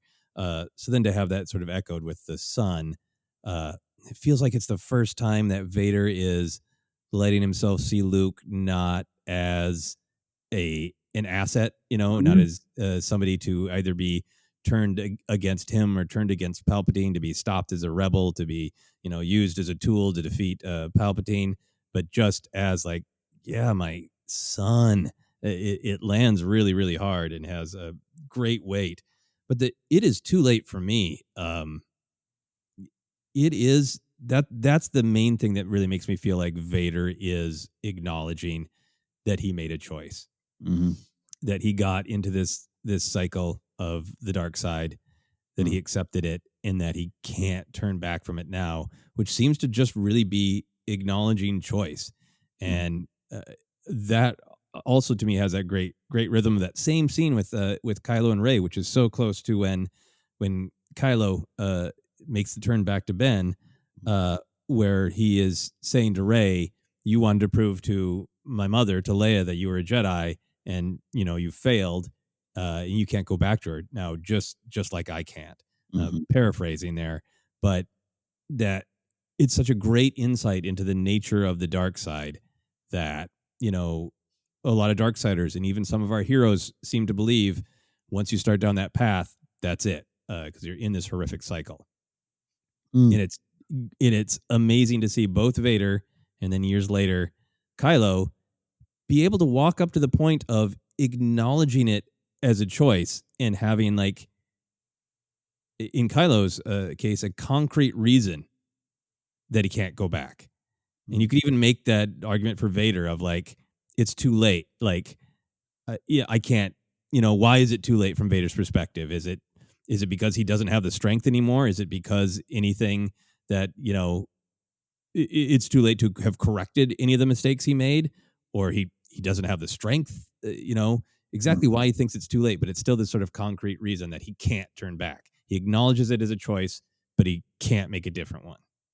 Well, this scene is a little bit of a breakdown of Vader, right? This is, look, just kind of going through what he's saying here. The Emperor's been expecting you. You're a powerful tool, just like we thought. Oh, you built your lightsaber. Oh, you're a Jedi now. You don't understand what you're up against, and you don't understand the power of the dark side. Obi-Wan once thought you did. There's no coming back, and it all tumbles. It keeps tumbling down to this moment for me where he's just like, yeah, you're right.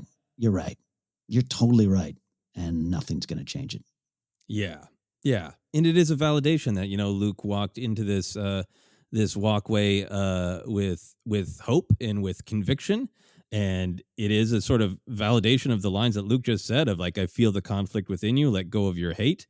I think by saying it's too late for me, son, there's a little bit of acknowledgement of, like, even if there is conflict, I can't let go of the anger. I've been living with it for so long. What am I if I let go of it? I've got nothing if I let go of it. It's not going to happen. You're kind of right, kid. You're kind of right, son. But it's not going to change anything. Yeah, well, it ties into the idea of this. You and I always talk about the Sith. They represent not letting go, and the Palpatine coming back is they can't even let go of death. And the Jedi, peace and purpose, they float away into their next chapter of living. Well, now it's like Sith here, like Vader, excuse me. He can't even let go of what he is now, even though he wants to. He has such a fear of what happens tomorrow when you wake up and you're not this anymore. That's something we all face, right? I've always loved the Helen Hunt moment in As Good as It Gets, where her greatest fear is that her son gets healed. What am I without me having to care about my son? I'm left with me. I got to start dating and find a life, or who am I? I don't know. I can't even go have fun. That's what she breaks down in that great scene for me. Yes, I make it As Good as It Gets reference in Star Wars podcasts. But it's a little bit of that, of, like, he's got that fear. The fear Yoda and all these Jedi are talking about is that kind of stuff. He's not. Yeah. It's not braveness. It's not, are you a coward or not? Vader will face the greatest monsters in the galaxy. We've seen that in the comics. He knows that. It's the fear of what would be next. You're right, Luke. There's conflict within me. I would love to save you. I'd love to go walk away, but what will I be without this? I don't even know anymore, and I can't comprehend it. It's too late. I can't escape it. It's fear. Yeah. Helen Hunt and Darth Vader both fear what hasn't happened yet, but can't be faced. It's the unknown, and the possibility of this bad thing around the corner is terrifying. And that goes back to how Anakin fell. He was afraid of a thing that might happen with Padme. Yeah, and sometimes the burden that you carry becomes you, right? And what are you without that burden? And you're right, tying it to we must love, but the attachment's going to destroy all those kind of things. We can talk about Revenge of the Sith another time, but yeah. Yeah. So great analysis. I actually think your Helen Hunt comparison is great, spot on. But we go from this very gentle, very honest for Vader. It is too late for me, son, and the tenderness quickly disappears. Vader gestures, a door hisses open, and troopers march out. And Vader says, "The Emperor will show you the true nature of the Force. He is your master now." At this point, to Vader, what is the true nature of the Force? What is it that the Emperor is going to teach Luke in Vader's mind that will make Luke get it of like, I can't just walk away from this. You don't understand the Force. The Emperor is going to show it to you. First of all, I think he's puffing his chest up a little bit here. He's a little bluffing for me, and everything has just gone down. I'm so sorry, but you know what? Screw you, kid. Emperor's going to say the truth. But what is his perspective on the Force? This is the chosen one, right? Destiny. This you mentioned it. He keeps going to destiny. We keep talking about he loves this idea. Has to love this idea of you once you're on your path, you can't change. Trust me. I've tried. He's got to believe that stuff. Is that what he believes the true nature of the Force is? Because he's felt the good side. Is the dark side more real to him? No, I don't know. I think maybe that's what he's. Does it represent just that? This is your destiny. That is what the Force is all about, taking you to where you need to be. Trust me, I've been there before. You're now the chosen one, not for the prophecy, but you're the chosen one by Palpatine and the Force. This is what's going to happen, and believe me, I've been there. Yeah. I mean, I think there is this real the he is your master now, right? There is just this real practical like. He is more powerful than all of us. He foresaw that you could destroy him, and I believe that you are as powerful as he has foreseen. But I still don't think that's going to be enough. I think there is this real conviction in the argument about which is stronger, the dark side or the light. There's a conviction from Vader that the dark side is stronger. Yoda makes the argument that it is not stronger. It is a quicker, easier, more seductive. But I think it almost gets down to this just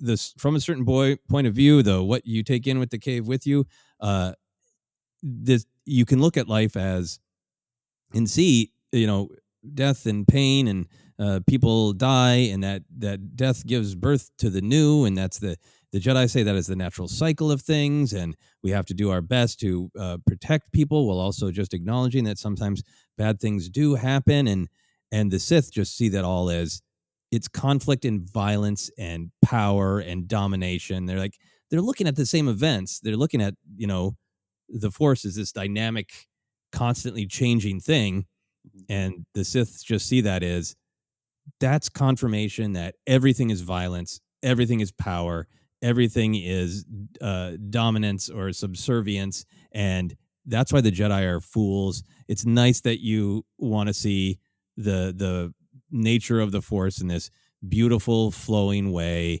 Let go, accept loss. It's nice that you want to see things that way, but that way is wrong. You're a fool. You're an idiot. Sorry, son. And you're gonna see that your friends are going to die. Everybody you love is going to die. The only way you can maybe stop it is through having lots of power and controlling it. That's the true nature of things. And I feel like it's almost like Vader, after this moment of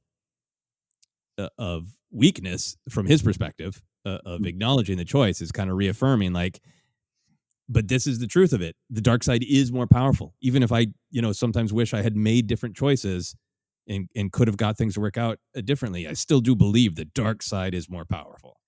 Yeah. So I made this note yesterday, and I was reading it going like, wait, what did I mean by that? And then hearing you describe it, I was like, oh, that's right. I put the true nature of the Force to Vader in this moment is like a square peg being rammed into a circle in your soul, where the Force will go in as a circle if you meet it there and let it guide you in all these wonderful things that Qui-Gon and Obi-Wan and Quinlan Vos and everyone will tell you. But if you want to grab the Force as this power, because you have a hole in your soul that's in the shape of a circle. It's going to be this square that it will never fill the hole, and you're going to all these things going to squeeze into there. It's kind of what I meant in my own notes. So yeah, it's not quite the Hell in the Hunt example, but it makes sense to me. Yeah, no, I absolutely agree with you. The Jedi would see like, well, maybe we need to change something or evolve something. Maybe that piece, maybe that circle piece isn't supposed to be there, and I thought it was. And the dark side, like, no, it's conflict. Rah! Ram it in. Force it in. This is now how I'm going to imagine Vader and Palpatine spending their free time together. Is just force torturing toys that to make them do things they're not meant to do. Unnatural see and say. So then Luke responds, returning to his kind of original argument that Anakin and Vader are indeed different. And he says, then my father is truly dead. At this point for Luke, how badly has this gone compared to his hope? What do you think Luke's thoughts might be as he leaves? I think true to his character in this movie and in these moments, I don't know if he's ever, I don't think he's truly given it up, but it might be a little pep talk. Hear me out. It might be like, all right, then maybe Obi-Wan is right. And I've got to kill this man in front of me because it ain't my father. He already killed him. Again, is it revenge? Remember, it was going to be a Revenge of the Jedi, but Jedi don't do that. So it might be a little bit of I've tried. I've got to face the truth. I got to be prepared for that truth. But then to me, Luke has, when you get in front of Palpatine, he's still fighting for it. You know what I mean? He hasn't given up. I don't think he ever gives up. Clearly he doesn't give up. But I think in this moment, based on the conversation, what are you going to say at this point? You know, I just can't keep ramming my head against this wall. All right. Then my father's truly dead. And I've got to make the next choice based on that. Yeah. Yeah, I think so. I think he still has hope, but I think there is a little bit of, exactly as you're saying. He's wrestling with the Obi-Wan question of, is my father still there? I think he believes it. I think he still has hope for it as he leaves here. But it is I am extending my hand. I'm asking you to try to push back against the hate, and you won't. You're telling me it's pointless to even try. Then the good man who I believe is my father, if you won't access that part of yourself, then I can't help you. I'm trying. So I think for Luke at the end of this, he certainly isn't, I think, without hope, but I do almost feel like there is this little shift here of he definitely saw some moments of weakness in Vader's resolve, and he felt hope for Anakin. As he says, he feels the conflict within him, but I don't think it went as well as Luke hoped it was going to. I think he didn't walk away. He immediately threatened Han and Leia. The discovery of Leia is at risk. He is bringing him to the Emperor, so I feel like there is a shift to Luke absolutely wants to turn his father back to the light. But his agenda is also, I won't turn no matter what. And it almost feels like as he made this choice, he put his head in the Sith Lion's mouth, and I have to think that's where his thoughts are going a little bit of like, if I'm wrong and my father truly won't turn, then I just need to focus my resolve on, I'm willing to die. I won't turn. I won't follow in his footsteps. Right. Yeah. Which now becomes part of the tension and conflict with Palpatine, right? The whole, you want this thing and finally giving into that. That's kind of the battle there. Yeah. Yeah. And as the big scene ends, Vader walks to the other side of the walkway and stares out at the forest, exactly where Luke had been staring out at the forest. What do you think Vader is thinking in this moment? Does he have any hope? Does he have specific fears? Has he just given up? What does he want to happen next? So I have a couple different thoughts on this. I think there's part of me that he flips around. He's lost in thought. We know even as recently as that short story in the Empire Strikes Back point of view book of the virgins and the Force being kind of Vader's desires that Palpatine's feeling, is his daydreams of conquering Palpatine and ruling the galaxy with father, son, and maybe even mother, right? All those kind of things we know, these 20 years of scheming and dreaming and fighting with his boss. I think so. There might be a little bit of Vader thinking, man, is my moment coming to take down Palpatine? Can I, is he failing? Well, that didn't go like I planned. My son seems like he doesn't want to go bad. So I have that in my head. I just put some notes down of that is that, but then in thinking about it even more, this seed, him looking out, we got the mask, we got the cape, but he's looking out, he's taking a moment. By golly, if I don't believe that this connects to Revenge of the Sith with Anakin staring out, Vader, a maskless Vader, staring out over Mustafar crying and knowing that this is what I've done and I can't go back and not, that circle in my soul is not being filled. And also a little bit of the Padme's ruminations moment where he's shedding some tears there too. But this ties to when George says, I realized I had to go back and really tell more of the Vader story because you all thought he was cool. and he's a victim and it's his story. But the big, powerful monster that is chopping people down, and he's standing here intimidating Luke or whatever you thought, and you're 7 in the theater watching this, that guy's actually crying. I love this idea in my head now. Yeah, that Vader's crying in the mask. Yeah. I think he's crying. Yeah. I think this scene for me is one of like the most, it is so much about father and son, but this scene for me with the benefit of the prequels is this scene is so much of Luke being Padme's son. Mm-hmm. And I think Vader's got to be feeling that of he is so resolute and so compassionate and much like the Jedi try to be, and Padme is often times almost a more successful Jedi than some of the Jedi of the prequel era of I am absolutely firm in my convictions. You must do the right thing, and if you don't, then that's it. Then, you'll have to kill me. I won't fight you. Not that Padme ever says that specifically, but she has that kind of resolute, I am absolutely firm on what is the correct path. And if you won't work with me, then we got to go to whatever option B is. But always from a point of compassion and listening and trying to find the best way. And, it feels like Luke is trying to do that. Of like, let's just walk away. Let's just walk away. And then the power that's what Padme said to him on Mustafar after he was weeping, which I think is a great connection of saying, I didn't want to believe any of this. You don't need to go this way. Let's just leave. Let's just get out of here. Let's just just walk away from all of it. That he must be feeling that, I don't think he knows how to, at this point, process emotions other than anger and sadness and fear. So I think he is ruminating and processing those emotions as best as he can. Anger, fear, sadness. Not quite getting to the light side. Maybe those tears are burning his scarred face in the helmet. I love that idea.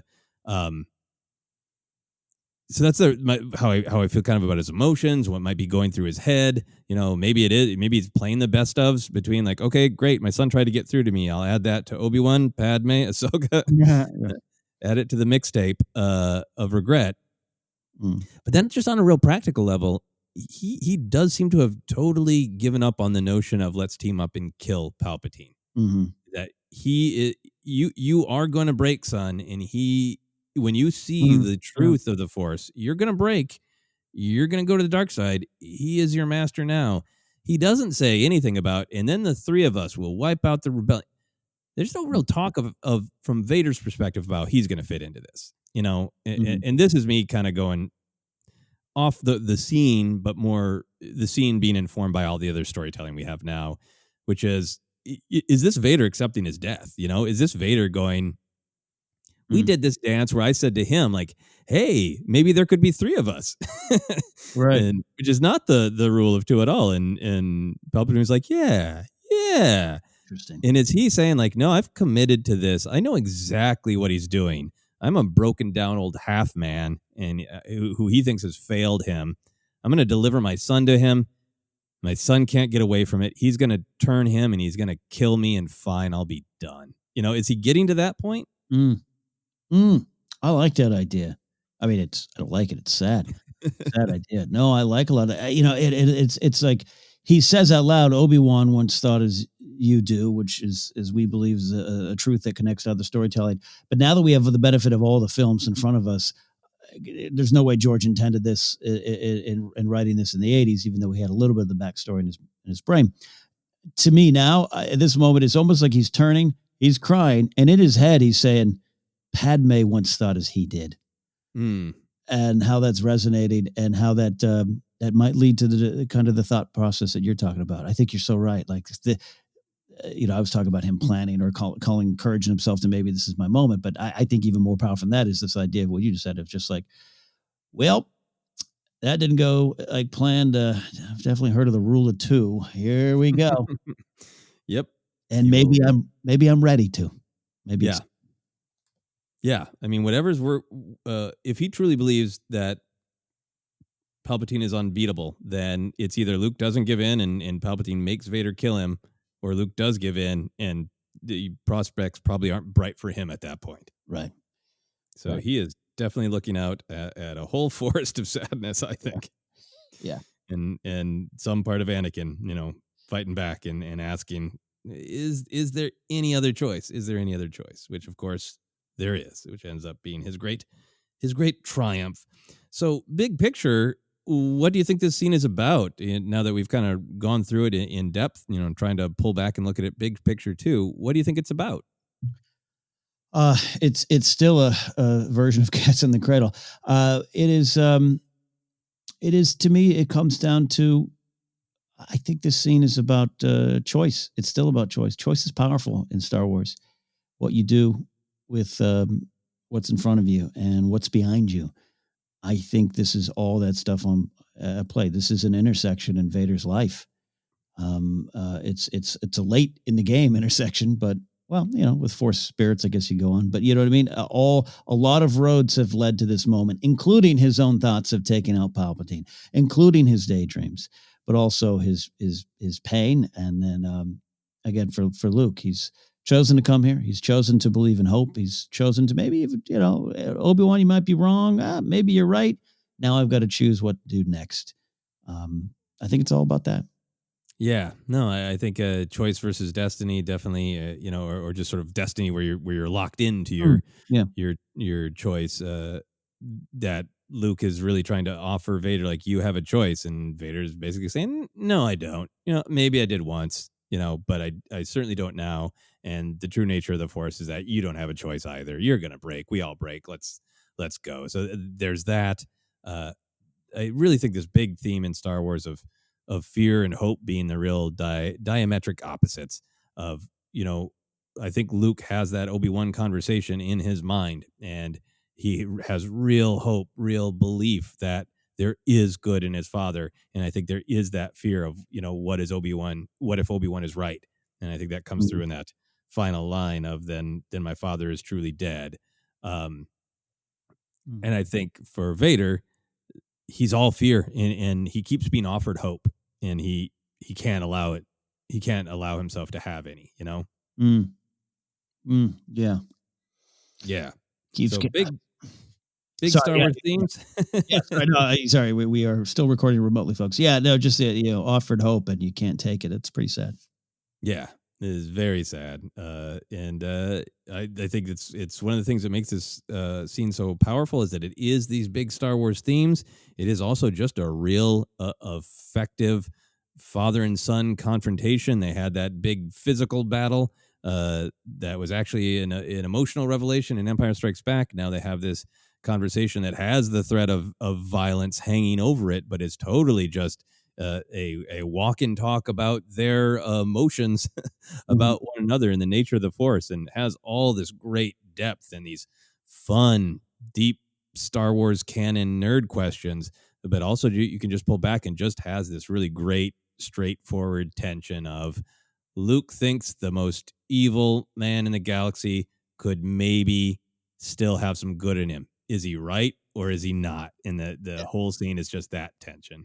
And then they go to the main event. That is exactly right.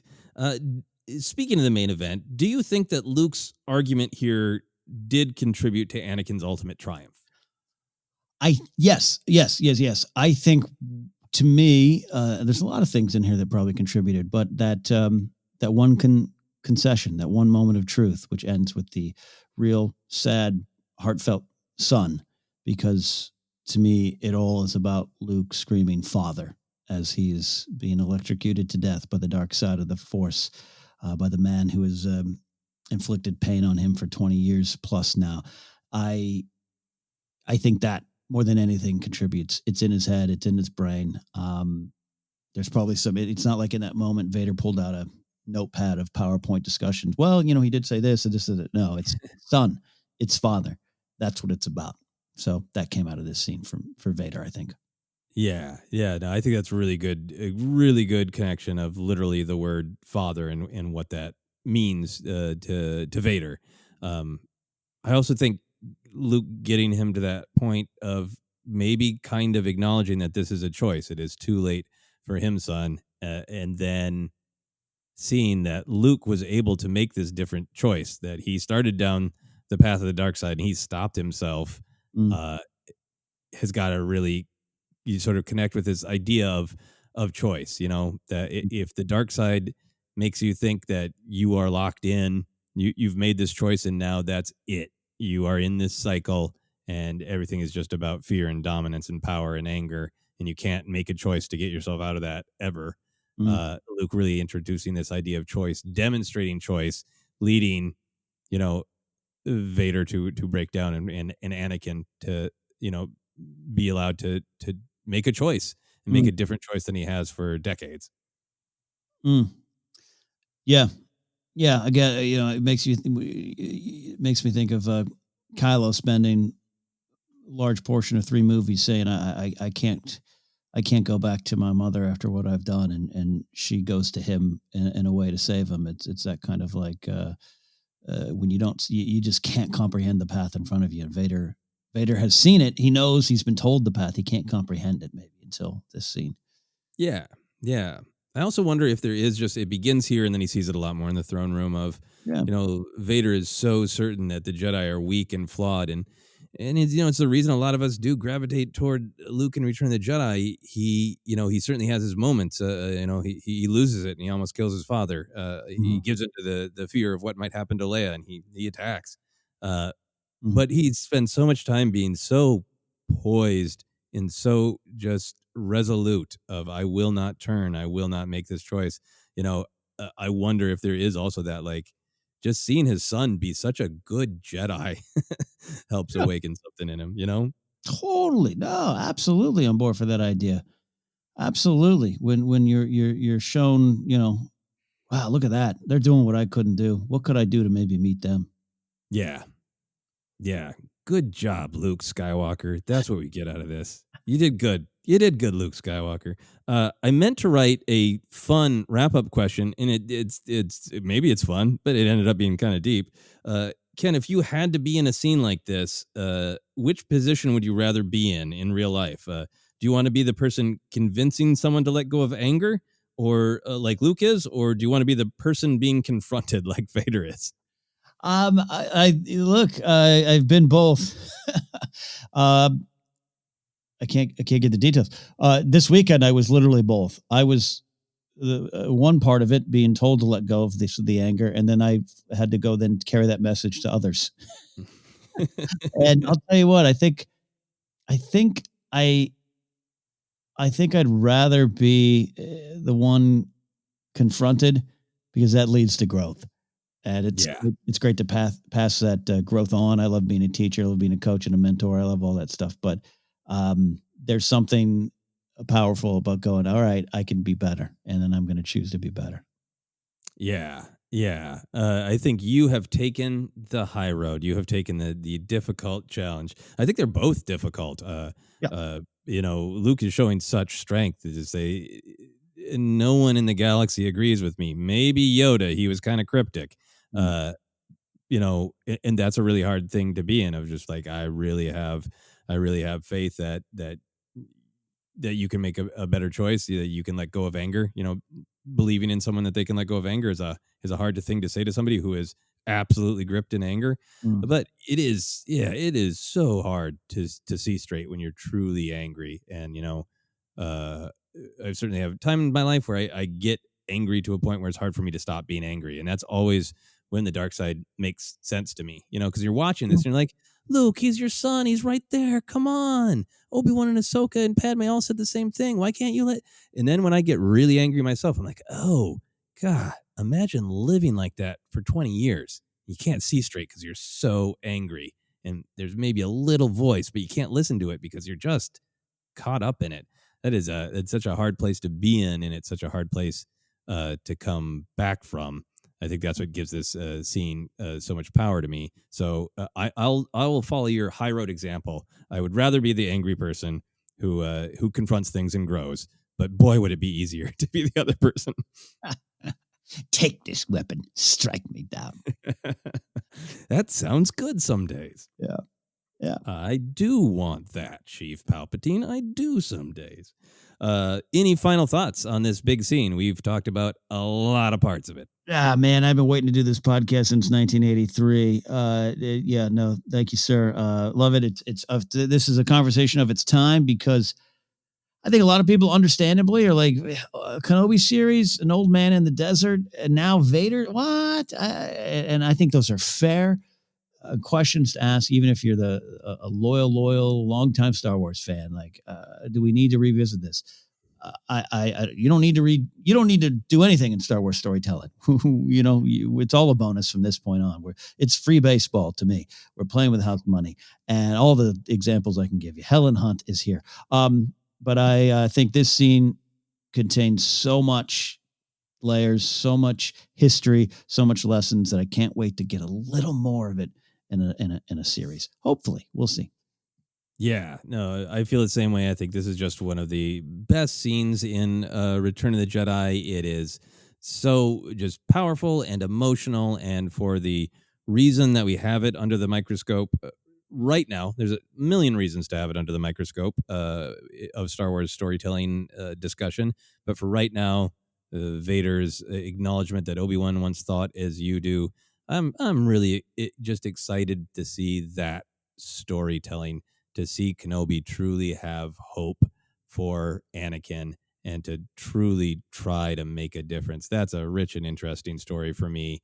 And, Star Wars storytelling is great because it's powerful as it comes out. And then particularly Skywalker saga stuff, is it connects to additional storytelling. More often than not, for me, it becomes more powerful. I find, Luke blowing up the Death Star more powerful, knowing everything that the original Rogue One sacrificed to make that possible. That made, a movie I love for most of my life, A New Hope, even richer. And I think there's a good possibility that the Obi-Wan Kenobi series will make this Walkway of Doubt in that line even richer than it already is. I believe too. I believe. That is it. Our big look at the Walkway of Doubt. Ken, where can people find us? You can find us on Twitter, my friends, at ForceCenter Pod. We are on Facebook. Like us there at ForceCenter Podcast. We're on Instagram, YouTube podcasts available on Anchor, iHeartRadio, Apple Podcasts, Google Podcasts, Stitcher, TuneIn, and now Amazon Music. Merch is available at tpublic.com/user/ForceCenter.